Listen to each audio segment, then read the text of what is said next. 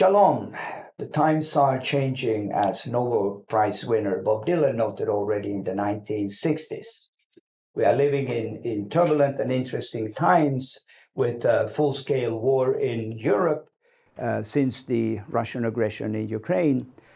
Whereas here in the Middle East, Israel and many of her former enemies are coming together in what has been called the Abraham Accords. Meanwhile, Israel is struggling domestically with the judicial reform. Mm-hmm. These are some of the issues that we are going to discuss here in this edition of the European Report, which is being filmed in Jerusalem, Israel's eternal capital.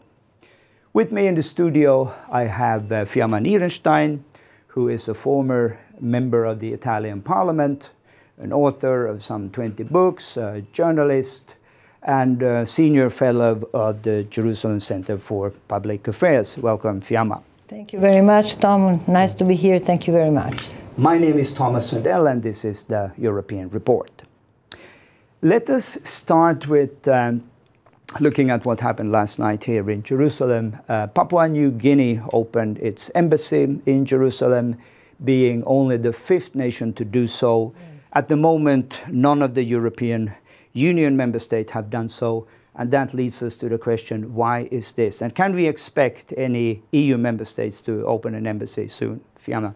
Well, I don't want to predict the future. You know that there are member states of Europe that are much more friendly to Israel, and to say a very general thing, usually those are the countries that were previous communist countries. Mm-hmm. Looks like they had enough with the communist imposition about Israel in the Stalinist times and afterwards until the end of the Soviet Union, and looks like they want to mend a certain attitude toward Israel. While on the other side, I would say, Thomas, that the times are not so quickly changing for the European Union in their attitude toward Israel. A very confused attitude, if I may express my feeling like this, which has been since the very beginning of the European Union in the same years, just exactly in the same time when the Oslo Accords were coming on, because this is when the European community becomes the European Union in the beginning of the 90s. And it's dominated strongly by the Social Democrat group, Willy Brandt and whatsoever. Well, already since then, the attitude toward the Jewish state is an attitude that puts the relationship with the Palestinians in the first place. Mm-hmm. And so it has been, and it is until today. As we know, the European Union gives the very big sum of 500 million euros to the Palestinians each year, more than 100 to the UNRWA, the Organization of the Palestinian Refugees, and even the NGO that have been very clearly accused and very well checked things by the NGO forum of Steinberg that studies the things in depth connected to terrorist organization. Still the European Union doesn't stop to finance even those kind of NGO. And connected to this, since the war in 1967, the issue of the territories became the main issue under which hat all the relationship with Israel are kept. So if somebody will decide for the right move of becoming part of the great peace process that you mentioned now, and that includes several Arab countries in the Abraham Accords, this will happen notwithstanding the general attitude of the European Union, which is still very ambiguous and very damaging for Israel. Perhaps, Fiamma Nirenstein, you were a member of the Italian Parliament for many years. You are very well connected to the current government, which again raises the questions. Perhaps Italy could be the exception, and I think if Italy would take that courageous step, there are many other smaller countries that may consider their position as well. Is this a realistic assessment, or are we talking about miracles? Look, Thomas, I think this is a very nice idea, and the kind of government that we have today, which is a moderate, mostly right-wing government, is certainly readier than the previous government for this step. But in the same time, I think it will take some time and some courage to bring on this step. The attitude of Giorgia Meloni toward Israel is certainly very good. I heard Salvini, that is his deputy in the government, mentioning the idea of bringing the embassy to Jerusalem. I never heard Giorgia Meloni spelling this incredibly positive idea that I hope will take place. But so let's hope for that. It will depend very much also on how will the next election, which are near, by the way, in the European Union will go. As a matter of fact, to take a very pragmatic point of view, even if in the past, having Nazism and fascists certainly being on the rightest of the rightest possible wing, the Jews have been considered naturally allied to the left. The terrible wave of anti-Semitism that is unexpectedly now present all over Europe is mostly a left-wing wave of anti-Semitism. People that go to the streets shouting death to the Jews are very often bringing a Palestinian flag. So this is a reality. So we can hope that if the European Union will go on, because the process is already on, in enforcing its right wing, the possibility that you mentioned will become a reality. Yeah. Let's hope that that will be the case. Let's really hope for that. Yeah. As a side note, it might be worth mentioning that just in a few days we will celebrate the 50th anniversary or commemorate the 50th anniversary first of the Yom Kippur War. Sure. The reason I mention that is that this was the first time that the European community at the time defined a common position towards Israel. And it's when we look into that time, it was a copy and paste of the Arab League and their ways of looking at the conflict. And let us really hope that after these 50 years, it could be a year of jubilee and things could restart. But perhaps that is simply a hope, but we'll have to do the most to make it happen. You mentioned another anniversary, and I know that the Jerusalem Center for Public Affairs just had a conference about the Oslo Accords. Can you give a synopsis of what was said at the conference? Look, plenty of things were said at that conference that was, generally speaking, defined as a real disaster for the history of the state, and I would say it has been a disaster also for the Palestinian, because they became at that time mostly tied to their terrorist movements that were already on since many, many years. And at that time, the leadership of Israel didn't want to look into its eyes this incredibly strong phenomena that then became worldwide.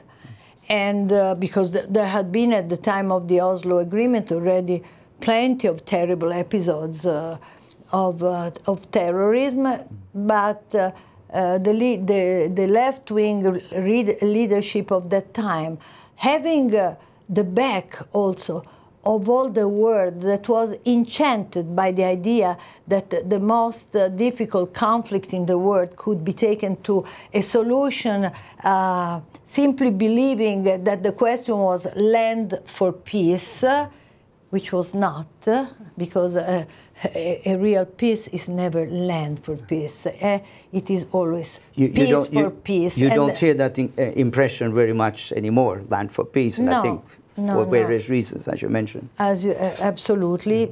Today, you know, after so many offers have been done to the Palestinians of land for peace in several occasions, and they have always been refused, there is no reason in the world to believe first that the Palestinians will abandon their dream of pushing the Jewish state out, delegitimizing the Jewish state, either from a moral point of view, and that's the reason why the question of the apartheid country, which is really a paradoxical way of looking at Israel, and that is there since 1975, which means when the United Nations voted Zionism is racism. Then it was cancelled, and then again it was re-brought to the attention of the international organization, the United Nations first, but also of the European Union in several ways.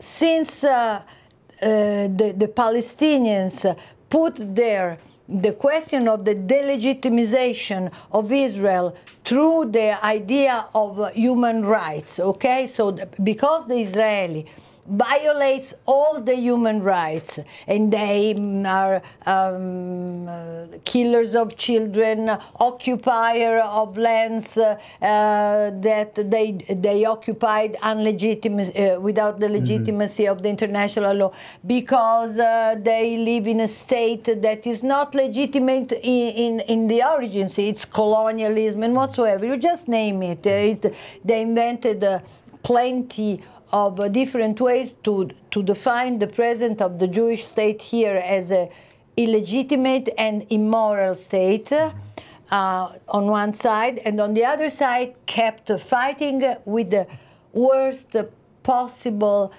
most cruel weapon that you have, which is killing innocent people in the streets. These two things together has never been faced properly by the international organizations, included the European Union. That in the days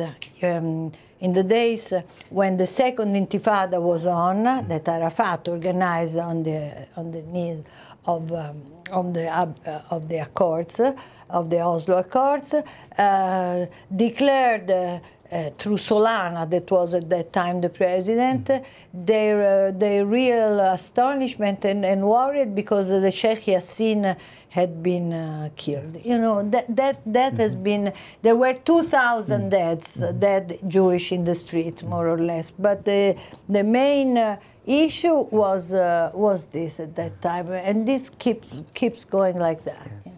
Fiamma, I spoke with a prominent Jewish leader a few months ago, and he made this proposition where he said that listen, the ethical, moral argument for siding with Israel is never going to fly. It's outdated. We should never think that politics about morals or ethics is about self-interest.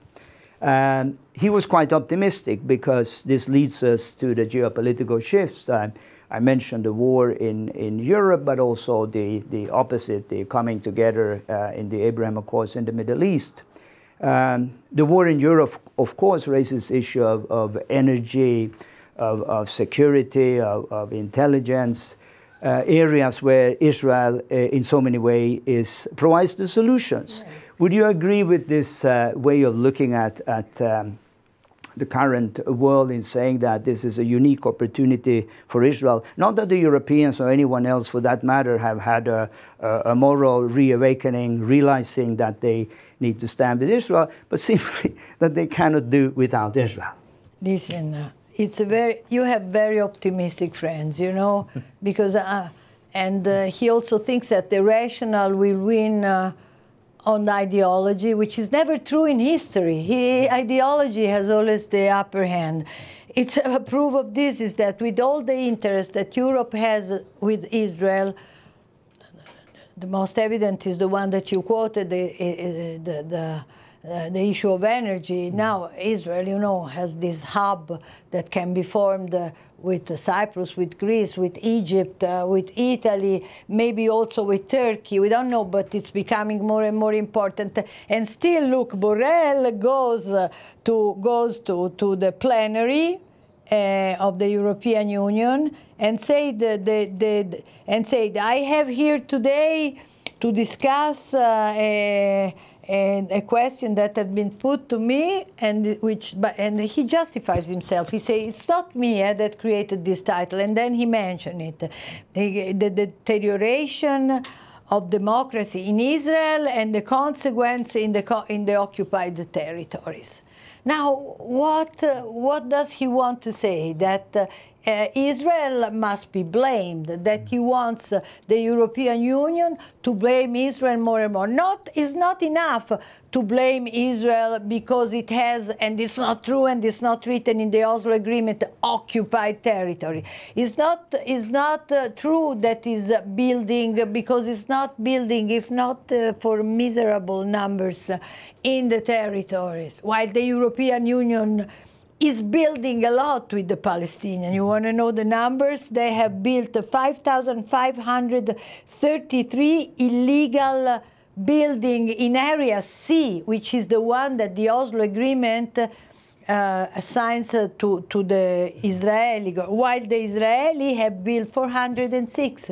So do the European Union know these numbers? They probably don't, okay? So they keep building, and they have a plan for that in Area C, because they, and not this Oslo Agreement, that don't speak about the final resolution of the conflict. They only say that after 5 years of the PA government, which has never been, will because they refused everything, they will have to discuss how the territories will really be divided between whom and how and who will.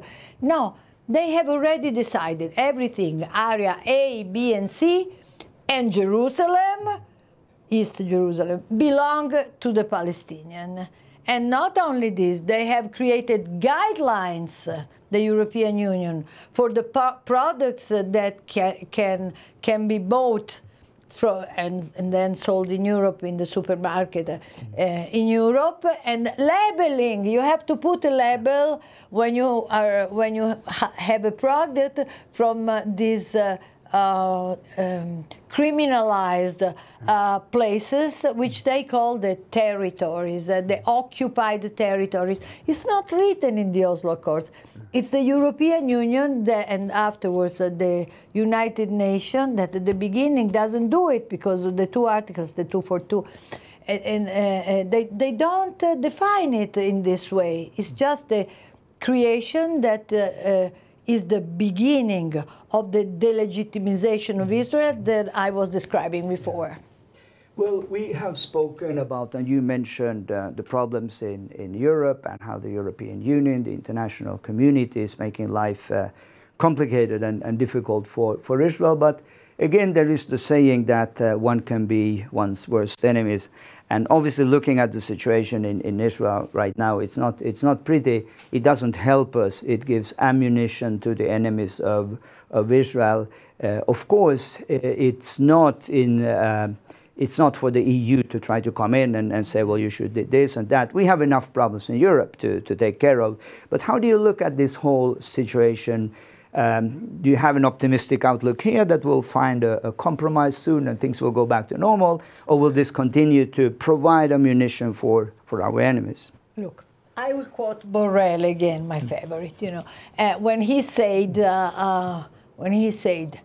well, we know that Iran has in its program to destroy Israel. We must live with it. This is what Borrell said.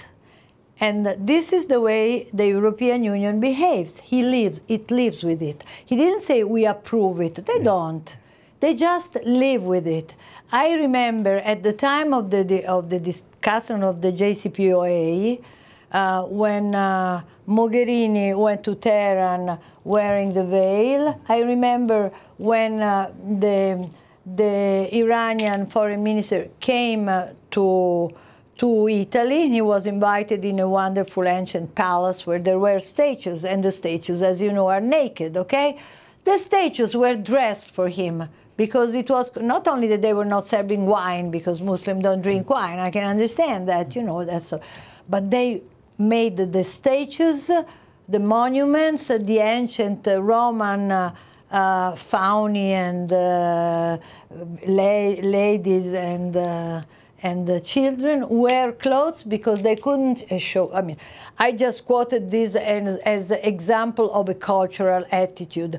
Politically speaking, we have the good example of England, which is not part anymore of the European Union, that declared the IRGC illegal and put it out of the, just like so we hope we simply should ask this at the moment from the European Union and as JCPA Jerusalem Center we did an important initiative for that with Giulio Terzi in the Italian Senate. We are asking the European Union to promote the idea that the IRGC must be put out of law. It was they who killed Masha Amini. It was they that persecute dissidents, women, homosexuals in Iran, persecutes and kill, you know. It is them that promote all over the world, that organize the strategy of Iran of exporting terrorism all over the world, and instead they protect the policy of building an atomic bomb that all the world should be worried about.